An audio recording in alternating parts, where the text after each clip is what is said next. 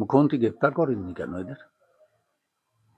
জগন্নাথ সরকার রাজ্যের মানুষ তো, শুভেন্দু অধিকারী রাজ্যের মানুষ তো, তাদের হাত ঘুরে কয়লার টাকা যাচ্ছে সেই তথ্য হাতে চেপে রেখে মুখ্যমন্ত্রী চোরদের বাঁচাচ্ছেন কেন?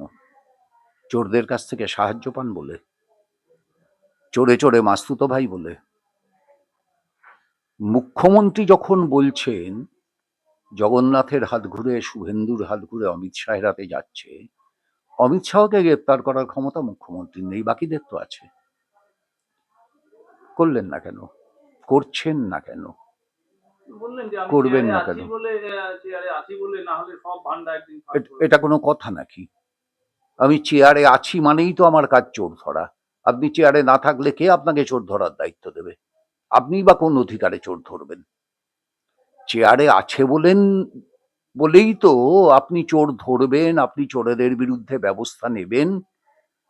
চেয়ারে না থাকলে কে এসব ব্যবস্থা আপনার কাছ থেকে দাবি করবে? কেউ তো করবে না, আমরাও করব না।